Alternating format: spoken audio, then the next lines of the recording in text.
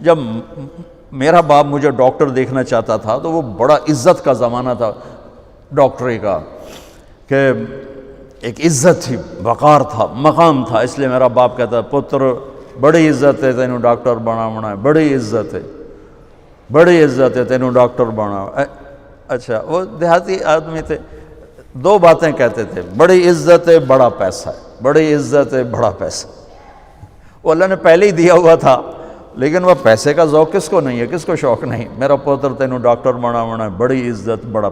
اور جب میں نے 3 دن کے لیے گیا، یہ گورنمنٹ کالج لاہور پڑھتا تھا، سینٹرل ماڈل سے میٹرک کیا، گورنمنٹ کالج یہ ہمارا جو راوی اب تو یونیورسٹی بن گیا، تو 3 دن کے لیے میرا ایک دوست مجھے ایسے کھینچ کے لے گیا، وہاں سے اللہ نے میرے 4 مہینے کروا دیے۔ 4 مہینے کے آخر میں ایک نوجوان نے کہا تو ڈاکٹر بن کے کیا کرے گا، تو عالم بن جا۔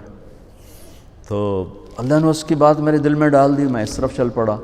جب میں نے گھر آ کے بتایا تو میرے باپ، اچھا اس دور میں ڈاکٹر ایک قداور شخصیت تھی اور مولوی ایک پست ترین گندگی کا کیڑا، یہ کیفیت تھی۔ اور ہمارے دیہاتی ماحول میں مولوی کمی ہوتا تھا، کمی، جیسے لوہار، کمہار، دھوبی، ایسے مولوی کا سٹیٹس کمی کا تھا۔ تو میرا باپ کہے تو کمی بڑوں ہیں، تو میری نک وڈھاؤں ہیں، تو کرو کی ہیں، تو میں نے کسے پاسے ران دیونا ہے، جیون دیونا ہے کہ نہیں جیون دیونا۔ سارے علاقے دے ذمہ دار جڑے نے مینوں لانتاں کریں دین کہ تیرا پوتر تو مولوی بندا پیا دا، بن سی کی۔ تو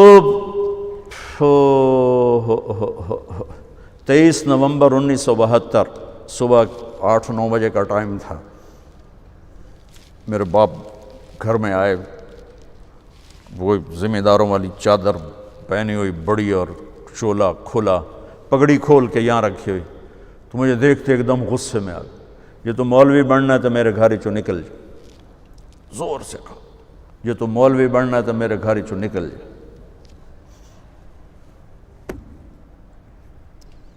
مجھے تو نہیں پتا تھا کہ اللہ تعالیٰ مجھے وہاں پہنچانے والا ہے کہ جہاں ڈاکٹر میرے آگے بیٹھ کے میری بات سنے۔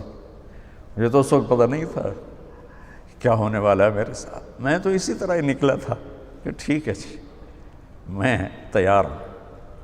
تو میرے باپ کی شدت دیکھ کر میری ماں نے مجھے الگ کر لیا کہ تو جا، کوئی نہیں، اللہ تیرا ساتھی ہے۔ میں 300 روپیہ میں نے دیا، 300 روپیہ بڑی بڑی دولت ہے، اس میں نے 300 روپیہ دیتا کہ جا اللہ تیرا وارث ہے۔ تو میں رائمنڈ آ گیا، یہاں میں تعلیم حاصل کرنے لگا، 8-9 سال یہاں پڑھا۔ سال 2 سال کے بعد میرے باپ بھی بالکل راضی ہو گئے، بہت ہی راضی ہو گئے تھے، بہت ہی راضی ہو گئے تھے۔ اس وقت امیج ڈاکٹر کا ایک بہت باعزت تھا۔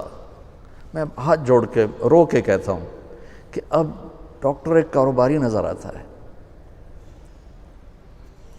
وہ بھی پیسے کے پیچھے ایسے ہی بھاگ رہا ہے جیسے مال روڈ کا تاجر بھاگ رہا ہے، جیسے لبرٹی مارکیٹ کا تاجر پیسے کے پیچھے بھاگ رہا ہے، وہ بھی ایسے ہی بھاگ رہا ہے۔ کوئی جائز کمائی، جائز محنت کا صلہ لینا کوئی منع تھوڑا ہے، وہ آپ کے رزق حلال ہے۔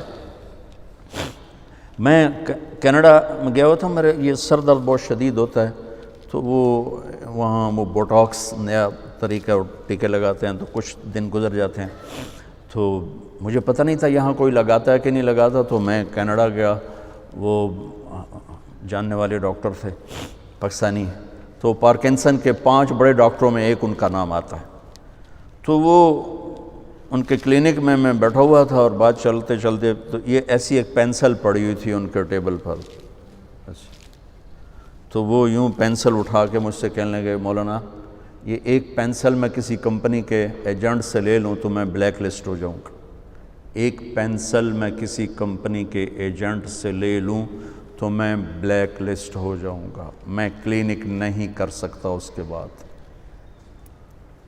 تو آپ ڈاکٹر بنے، تاجر نہ بنے، ڈاکٹر بنے، آپ مسیحا بنے، اللہ کی قسم مریضوں کی دعائیں آپ کی نسلوں کو نہال کر دیں گی۔ اگر آپ صرف تاجر بن گئے تو ٹھیک ہے 4 پیسے تسی وٹ لینے، لیکن پتہ نہیں آگے نسلوں کا کیا ہوگا۔ اور اگر آپ مسیحا بنے، ڈاکٹر بنے، مریضوں کی دعائیں لیں، پشتیں آپ کی اس کو بیٹھ کے کھائیں گے کہ دکھی کی دعا اللہ کے عرش کو ہلا دیتے اور درد مند کی دعا فرشتوں کو رلا دیتے۔ اب وہ ہستیاں ہیں جو درد مندوں کی دعائیں روزانہ لے سکتے، اور صرف آج کا دن نہیں گزار سکتے، آپ اپنی نسلوں کو خوبصورت فیوچر دے کے جا سکتے کہ دعاؤں کی طاقت موت کے بعد بھی چلتی رہتی۔